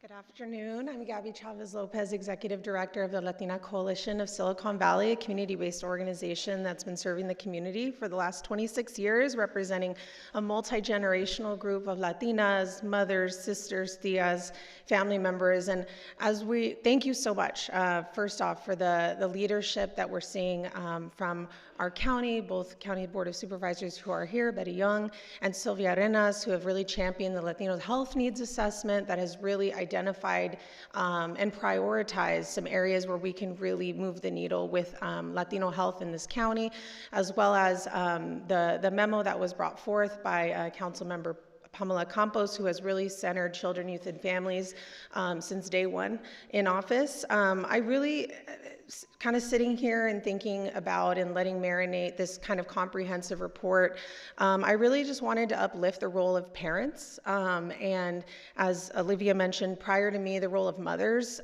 in really being able to support the needs of their families and their children. And so as much as we talk about children and youth, I think a real strategy that we need to uplift and continue to center is the role of parents in making sure that they have a roof over their children's head, they have food on the table, that they have access to economic mobility opportunities, and that we continue to center that experience of adults and their ability to be able to provide for their children. And so I ask that we continue to think about that as we think about these different strategies and how we're working with caretakers in particular and mothers in this county, because, ask me, how your children are, then I'll tell you how you are. In many ways, we are impacted by the plight of our children quite a bit. And so we have to make sure that we are thinking about this as a family unit and this as a multi-generational process that will have generations.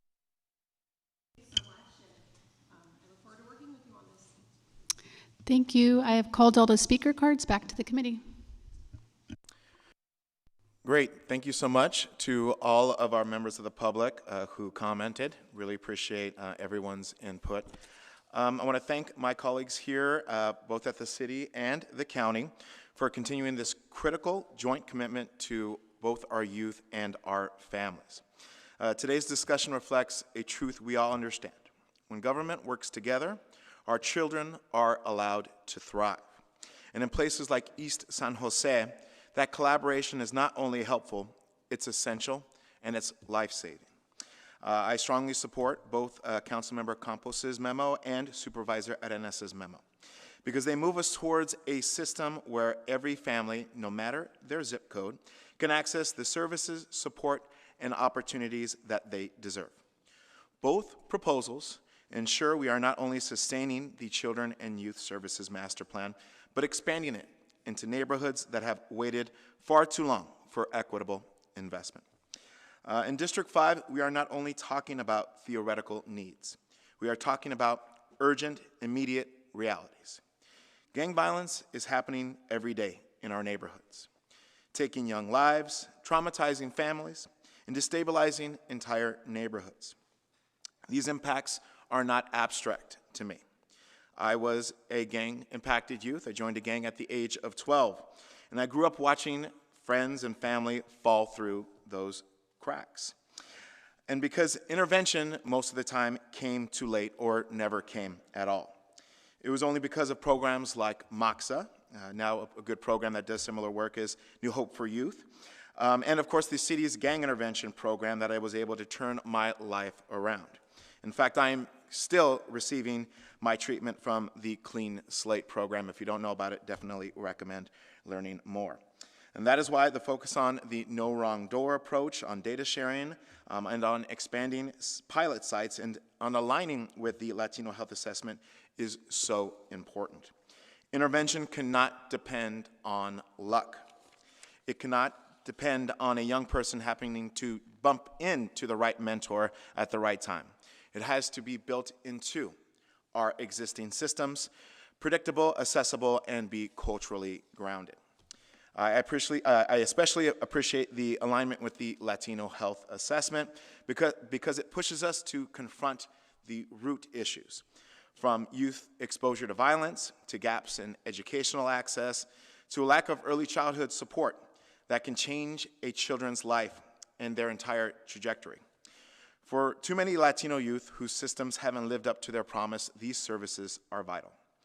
And while this policy moves forward, I'm also doing everything I can on the ground in my very own district to change the lives of these youth. We are bringing public murals, art, and community activation into some of the most disinvested and violence-impacted corridors in East San Jose, places where families have endured shooting, assaults, and decades of blight. These cultural investments are not cosmetic. They are a part of this prevention. They reclaim our spaces, they rebuild our neighborhood pride, and create safe corridors where young people can see possibility instead of danger. But our families need more. We need real investment in gang intervention, real mentorship, and real trauma-informed support. And of course, pathways to careers and away from this violence. These memos lay the groundwork for that by expanding pilot locations, strengthening coordination, and aligning city and county systems to reach youth before the streets do. Our families deserve a future where a child's potential is not determined by their address or by the gangs that recruit in their neighborhoods in absence of opportunity.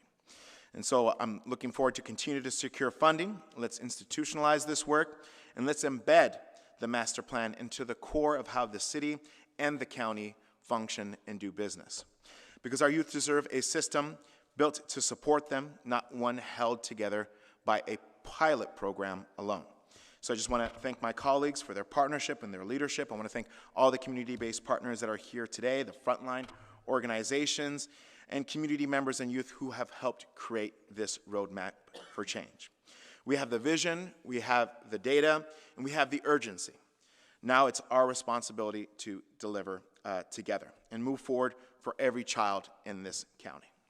I now want to pass it off to my counterpart, Chairwoman Supervisor Arenas. Thank you so much. I appreciate your comments as well as the comments from our public. I think they're very much aligned with where we need to go. I spent a lot of time earlier in the meeting talking about the history in terms of how we arrived here and the partnership that we have seen and that we have really shared and value between the city and the county. And we're going to continue to do this because we know how important our youth and our children and our families are for our communities, and you all have expressed that. What I heard from all of you say was you want us to continue to focus on partnerships, and whether that is school or nonprofits or those agencies that are already working with our kiddos in our communities, that you want to continue to see the partnership partnerships come forward, as well as the support for our parents, and maybe going back to some basics, right? There's a lot of issues that impact our families and our children, our youth. When we first started this joint meetings, former supervisor Cindy Chavez and I focused on gender-based violence because there was an uptick in gender-based violence, and that typically impacts a great deal of Latina children. Children between the ages of 8 to 16 are the highest number of survivors. And it's one of the reasons why we now have the Child Advocacy Center, which has everything under one roof here in San Jose, and we're building one in South County. And now not because everything is done with gender-based violence, but because the men and the boys deserve equal attention, and because they're actually feeding our systems in a way that I don't, I wouldn't want them to continue to do. And this is why it was really important for me to have, when we did the Latino Youth Health Assessment, and when I requested this, it hadn't been done for 12 years. I also wanted to see the utilization of the services for the county, because that also tells us a story in terms of what Latinos are doing, how they're utilizing or underutilizing our services. And so all that really told a story about the boys in our community, the men in our community. And recently, I also read an article that the governor of California also recognizes the despondency, the loneliness in young men and men, and actually had an executive order, I think in July, to take a look at the loneliness, the increase of suicide rate, and the high rate of unemployment or involvement in school for our young men. And this is between the ages of 16 to 24. We have about 500,000 young men that have no work or school. And we understand that with that, it leads to a lot of social and emotional issues and leads to some involvement in what you discussed earlier, Councilmember Ortiz. I also started my career in youth intervention, and back then we had Right Connection, which I oversaw Stand for Men and Stand for Women, which was a curriculum-based program. We also had Clean Slate, which continues to, I think this is one of the very few programs that continue to exist. And what we have forgotten is that the city of San Jose also has a responsibility, is equal to the county, to provide the kinds of intervention services that our youth need and that actually work for them. And so I think along with what the governor is recognizing, that there's an increase in suicides between men 15 to 44, they die at a 3 to 4 times the rate of women in California. And I've got to say, when the governor is recognizing these things for us, I think we also need to be in line with what the services and what the resources are going to be that are going to come through the state pipeline. But we already know the cost of gun violence. We talked about it a bit, and thank you. I want to say thank you to our county employees who have come here, and really partners. I shouldn't say employees, but really partners and public servants. And I know there's a lot of you who are in the audience, and I just know that my heart is full of gratitude for what we have done so far for our Latino community, because we're in desperate need of support, we're in desperate need of resources and the attention that we deserve, and not the kind of attention that the federal administration is giving us and the kind of narrative that locally folks, leaders such as the mayor and others who want to shape who we are. We are much more than an incident that involves a gun. We have a lot of value that we contribute to our community. And with that, with our value and also with the issues that we have, we must form the kind of strategies that are going to really play a part in answering and disrupting the prison, the school-to-prison pipeline. And it's one of the reasons why in my recommendations I have a school county collaborative that I'm forming, and that actually Sarah, who's sitting to the right of me, is also leading, because we recognize that partnerships are really important, and we are going to continue to focus on Latinos and Latinas in a way that is going to really come to the core issues of what is happening. And so I'm really grateful that we are starting with the pilot areas that we have done so far. These are areas that are perpetually touched with crime and poverty and generational trauma. And I'm really grateful to those agencies that are working with those communities. I'm looking at all of you because we're going to be looking at you to ensure that what we're doing together as two systems are going to really work and are going to prove what we know is that, and what we heard audience members say, is that the partnerships are part of the key answers.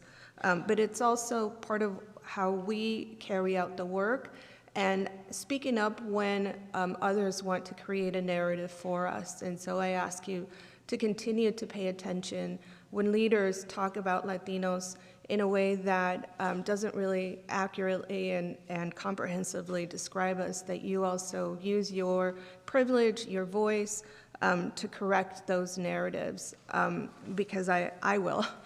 And I ask you to join me in that effort.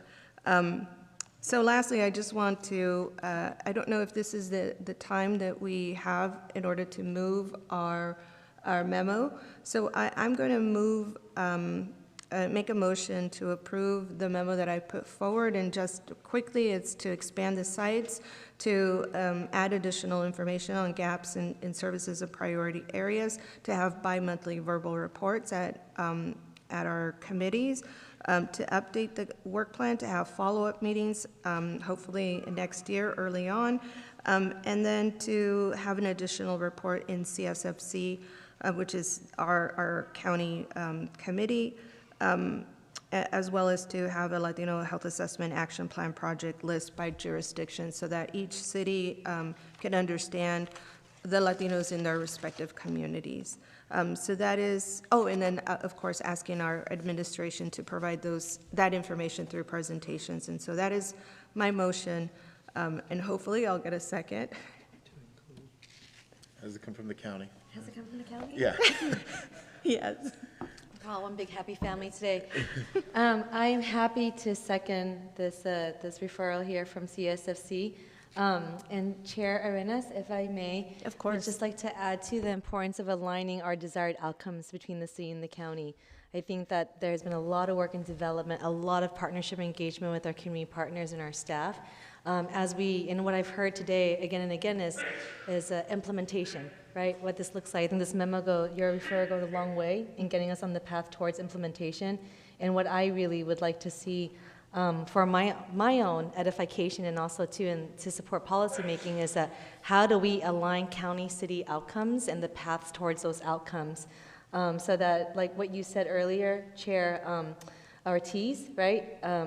When we double the outcomes, we double the output, and I think I'm looking at the body that's on this dais here today. This is a body that knows how to turn $1 into $5, right? So if that could, I don't know if that needs to be an amendment to the referral, a friendly amendment, additional, or just further direction? No, I think that we're in line with alignment, because the first item is options to prioritize and expand pilot site locations in San Jose and countywide, in alignment with the board's approved Child and Youth Service Master Plan, Direction, and Latino Health Assessment, as well as options to develop a sub-working group. So this is to develop standardized applications. So this is in alignment, and my initial recommendation is in alignment with the Child and Youth Master Plan. So that means that our systems are always going to work with one another, and that was on our county side, and hopefully our city side agrees to do the same, but I'm happy if you feel that we need to have additional or stronger language, I'm happy to take a friendly amendment. Yeah, and I'm gonna have to look to the city side too to help me out with this here, that with the working group that'll be developed out of this, really having one of our next steps or one of our outcomes in the first quarter is a shared set of outcomes with each other. I'm happy to include that in the motion, and hopefully that will reflect on the city side as well. With that, I second. Do we need a vote on the Yes. CSFC side? I believe so. You will need to vote. Yes, so if our clerk can call roll so that we can, oh, there you are. Vice Chairperson Young? Yes. And Chairperson Arenas? Yes. Thank you. Thank you. All right, great. Thank you so much for your memo, Supervisor, and for both of your comments. And you're exactly right.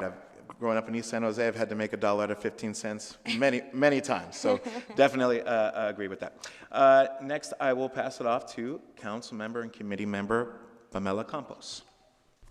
Thank you, Chair. I want to begin with gratitude because I am extremely grateful both to city staff and our county partners for the work in addressing the systemic challenges that are impacting families and youth in our community. Thank you to Chair Ortiz, Chair Arenas for your leadership in organizing this opportunity to learn about the status of this important work and provide direction to continue these collaborative efforts. I'm proud to serve alongside elected leaders on each of these committees. All of you have been effective and passionate champions for our community, and I am also especially grateful to the essential work of our community-based organizations and the nonprofits who have been serving the most vulnerable residents in our community. I'm also extremely proud that we have our District 2 Youth Commissioner participating in this important work and gave public comment this morning. Without all of your support, our work in local government would not be possible. And as many of you might know, this work is extremely personal to me. As I was reading through the Latino Health Assessment, there was so much that reflected my upbringing and childhood. This report tells the stories of my loved ones, the people that I grew up with, that I met at school and at work, and became my community. And it's powerful to have the city and the county working in lockstep on the issues that matter so much to me, my colleagues, but especially the youth and the families in our community. Both of these reports are critical tools in making San Jose and Santa Clara County a better place for all families. And I'm particularly excited when I saw the slide that shows our city and our county are aligned on key issues such as childcare, school-to-prison pipeline, and the Latino Health Assessment outcomes. You can make an honest argument that keeping kids in school is grassroots crime prevention. It's not rocket science. It is true criminal justice reform when we invest in early childhood education, because we know that children with access to preschool can be up to 2 years ahead in language development by the first day of kindergarten. And when a fourth grader is behind in grade reading level, they are 13 times more likely to drop out of high school, and youth who drop out of high school are 50% more likely to be unemployed than high school graduates, and are 8 times more likely to be incarcerated. And you can measure the cost of homelessness, you can measure the cost of crime and gun violence, which is why the fact of the matter is that you won't find a better public return on investment than investing in early childhood education. And so with that, I have a few questions. First, the implementation of the Children and Youth Services Master Plan requires not only cross-departmental collaboration, but also a partnership between the city and the county. And so my question is, what is the role of the city manager's office in overseeing the implementation of this work and ensuring that every city department is working together? So I think that one's for me. So as many know, this work originated out of the city manager's office, and this last fiscal year has shifted over to its new home in Parks, Recreation, Neighborhood Services. From day one, we've involved Parks, Recreation, Neighborhood Services and our library, which are our two primary children and youth serving departments. We've also taken that one step further, and if there's any city investment in children, youth, and families, then all that will get filtered. It has been filtered through this master plan framework. This, as you know, lives under the Neighborhood Services and Education Committee, and any memo that involves children and youth and families has to go through not only this filter, but ultimately get signed off by the city manager's office to ensure alignment. So that ensures that we are connected interdepartmentally, and then outwardly, we have also embedded into the pilot locations the need for coordination between the city and those pilot sites. Thank you. And so a follow-up to this last piece is, how is the city manager's office coordinating with the county? Yeah, so in addition to our internal executive leadership team, which consists of like Jill and John, Andrea, Olympia, and Israel, and I shouldn't start naming people because I'm gonna leave some people out there. We have an A-team, executive team. We also have standing meetings with the county in terms of other department heads at the county. I mean, I'm looking over there. Patty Ramirez is, I mean, sometimes I get confused and I think she works for the city because she's been in so many meetings. So we do have a standing meeting with department heads at the county to ensure alignment, to also resolve conflict wherever there, you know, sometimes we may end up in a situation where, you know what, we got to work some things out. Sarah Duffy has been real key in terms of convening anybody at the county that we need at the table. And then, of course, at the electeds level, you know, we also have briefings that we do both to our city council members as well as to members of the Board of Supervisors. Thank you. And the memo from Supervisor Arenas provides direction to hold joint sessions between NSE and CSFC annually. Does the city administration support this direction? Absolutely, we could annualize that. Okay, perfect. I'm going to make that friendly amendment to my memo, as well as the friendly amendment recommended by Supervisor Young that includes aligning outcomes in Q1. Oh, my light is still on. May I, Chair? Yeah, sure.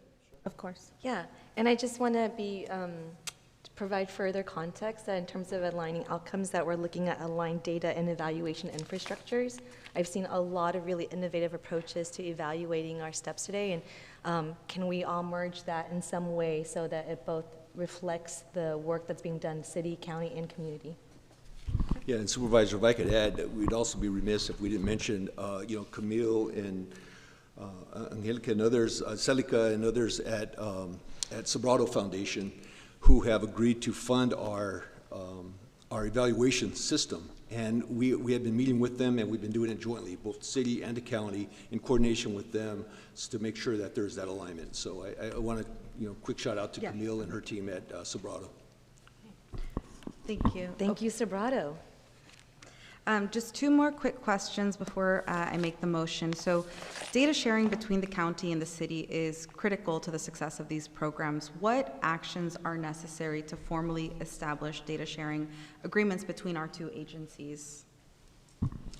Yeah, that actually is part of the work entailed in my previous comments. You know, it's easy to say let's share data. It's a little harder when it gets into issues around confidentiality and all. But we have some internal commitments at all levels to say, hey, look, we got to kind of figure out how to do this once and for all. We can't let bureaucracy kind of, you know, stand in the way of just good common sense. And so that's how we're leading into this work, both at the city. We see the same from the county and also, you know, with a lot of support from Sobrado. So we haven't quite cracked that nut yet, but that's one of the challenges that we have internally. If we're going to make this work, we're going to have to address that issue because that's always the showstopper. Thank you. And that direction is included in my memo. So my last question is about funding, which we know that sustainable funding is essential to implementing the Children and Youth Services Master Plan. Can the city manager's office confirm that the city is working to determine which programs or services may be eligible for Medi-Cal reimbursement? Yeah, Councilmember, absolutely. You know, one of the things, you know, we know that both the city and the county are going to be entering into very constrained budget process, right? But we also can't let that be the big delimiter to this work, right? I think there's a lot of creativity in this room and a lot of resource in this valley. And so I think we've got to get really creative on both, you know, on the city side and the county side, and really make sure that we prioritize this work. Otherwise, we end up reverse engineering, you know, on other issues such as, you know, the unhoused and other situations like that. So really making this a priority is number one. And then secondly, I think also looking at the wealth in this valley. You know, we want to put a challenge out to the private sector, which if you really take a look at kind of like net donations to local city and county, that number's in the wrong direction. And we're hoping that we have some champions in the private sector that care enough about our children and youth to really step up financially as well. And so, yeah, so the answer is yes, we're gonna have to get really creative to do that. And there was a second part of your question that I don't think I got. Can I weigh in? Sorry, over here. Andrea. Oh. I'm sorry, Angel, if I can take the Medi-Cal question. So, Andrea Flores-Shelton, Assistant Director of Parks, Recreation, Neighborhood Services. Council member, the Housing Department as well as PRNS are engaged in the CalAIM coalition, and we're looking at building the infrastructure, whether we have the feasibility to build the infrastructure within the city to become Medi-Cal eligible. So that is quite a step that we need to look at. So we are looking at that to support our systems, and we can provide updates as necessary. Thank you both for those responses. I especially, again, want to thank city staff for helping me prepare this memo that I've submitted for consideration by the NSE committee today. In particularly grateful for the thoughts and contributions of Angel Rios, Andrea Flores-Shelton, Jim Shannon, Olympia Williams, Jill Bourne, and all of your teams. Thank you for helping my team and I identify some key next steps and opportunities to sustain and expand services to our most vulnerable residents. Many of these recommendations mirror those in the memo from Supervisor Arenas, and together our memos will provide the direction needed to continue our essential work. So I am excited to see our policy work in action, and I look forward to working with all of you to support this transformative investment in underserved neighborhoods. And with that, I move to approve my memo, again with the two amendments. One amending to include an annual City of San Jose and County joint meeting of these committees, and including the aligned outcomes in Q1 related to data and evaluation investment. Second. All right, we got a motion and a second. Can we have a vote, please? We will need to take a verbal vote. Yep. Campos? Yes. Candelas? Yes. Cohen? Aye. Duan? Aye. Ortiz? Aye. That motion passes. Great. And do we have any other colleagues who'd like to give any comments, or no? Okay. Thank you so much. I appreciate everybody's comments. I want to thank again staff for all their hard work. Thank you to everyone who took the time to be here and provide your input. And that leads us to adjournment. Thank you so much. Oh. Oh, let's gavel. There you go. It's official now. Oh shit, I think I broke the...